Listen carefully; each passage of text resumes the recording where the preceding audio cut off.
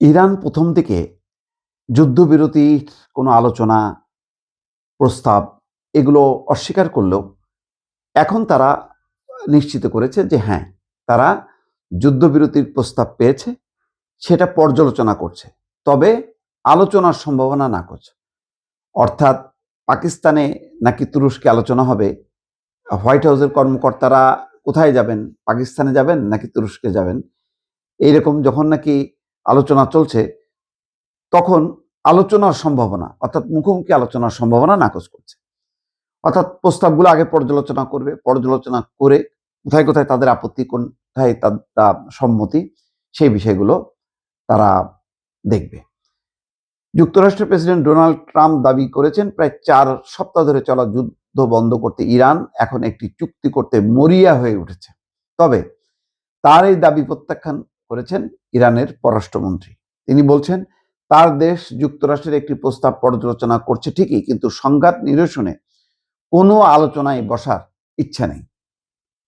যদি এমন হয় ঠিক আছে, পর্যালোচনা করে যদি মনে হয় ওকে, তাহলে তারা সম্মতি দেবে, বা অথবা এমন হইতে পারে যে এই আলোচনায় বসার আগে তারা পুরো বিষয়টা নিশ্চিত করতে চায় ইরান যে আর কখনো ইরানে হামলা হবে না। হামলা বন্ধের নিশ্চয়তাটা কি, এইটা তারা আগে প্রতিষ্ঠিত করতে চায়। যুক্তরাষ্ট্র ইসরায়েলের সঙ্গে ইরানের যুদ্ধ যত দীর্ঘ হচ্ছে, এর অর্থনৈতিক এবং মানবিক সংকটও তীব্র হচ্ছে। বিশ্বজুড়ে জ্বালানি তেলের সংকট ছড়িয়ে পড়ায় বিভিন্ন দেশ এবং কোম্পানি পরিস্থিতি সামাল দিতে হিমশিম খাচ্ছে। এমন এক সময় দুই দেশের পক্ষ থেকে এসব পাল্টাপাল্টি বক্তব্য এলো। ইরানের পররাষ্ট্রমন্ত্রী আব্বাস আরাকচি বলছেন যুক্তরাষ্ট্রের সঙ্গে সরাসরি কোনো সংলাপ বা আলোচনা হয়নি, তবে মধ্যস্থতাকারীদের মাধ্যমে বিভিন্ন বার্তা আদান প্রদান হয়েছে। গতকাল বুধবার রাষ্ট্রীয় টেলিভিশনে দেওয়া এক সাক্ষাৎকারে আরাকচি বলেন, বন্ধু প্রতিম দেশগুলোর মাধ্যমে আমাদের কাছে আসা বার্তার উত্তর দেওয়া কিংবা নিজেদের অবস্থান জানানোকে সংলাপ বা আলোচনা বলা যায় না।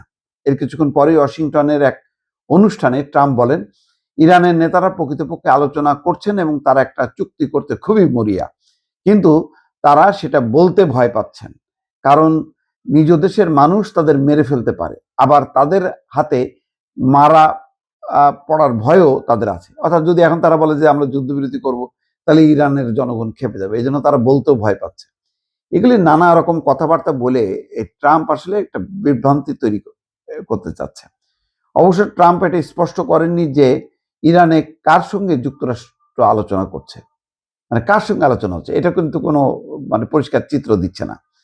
গত 28শে ফেব্রুয়ারি ইরানে ইসরায়েল এবং যুক্তরাষ্ট্র হামলা শুরুর পর মধ্যপ্রাচ্যের কয়েক হাজার মানুষ নিহত হয়েছেন, তাদের মধ্যে অনেক উচ্চপদস্থ কর্মকর্তা আছেন। হামলার জবাবে ইরান ও ইসরায়েল মধ্যপ্রাচ্যে বিভিন্ন মার্কিন ঘাঁটি এবং যুক্তরাষ্ট্রের উপসাগরীয় মিত্র দেশগুলোর গুরুত্বপূর্ণ স্থাপনায় হামলা চালিয়ে যাচ্ছে। যুদ্ধের প্রথম দিনই ইসরায়েলি হামলায় ইরানের সর্বোচ্চ নেতা আয়াতুল্লাহ আলী খামেনি নিহত হন। তার জায়গায় দায়িত্ব নেন তার ছেলে দ্বিতীয় পুত্র মোস্তফা খামেনি।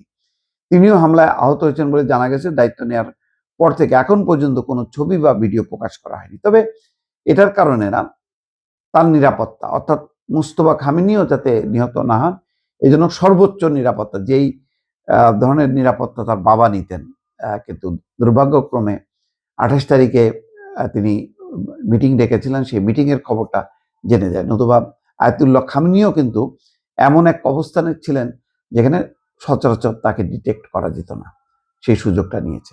এখন আলোচনার এই প্রস্তাব পর্যালোচনা হবে, এই বিষয়ে তারপরে আলোচনা হবে, হয়তো হবে আলোচনা, কিন্তু আরো হয়তো 1 সপ্তাহ যাবে, কিন্তু ততক্ষণে কিন্তু জ্বালানি পরিস্থিতি আরো খারাপ হবে এবং পাল্টাপাল্টি হামলা কিন্তু থেমে থাকবে না। এদিকে বলা হচ্ছে ইসরায়েল মনে করছে যে কোনো সময় যুদ্ধবিরতি হয়ে যেতে পারে, সুতরাং শেষ মুহূর্তে তারা আরো হামলা তীব্র করছে। তো এটা ইরানও জানে, সেই ইরান এটা জেনেই তারাও পাল্টা হামলা চালাচ্ছে তাদের সাধ্যমতো। দর্শক।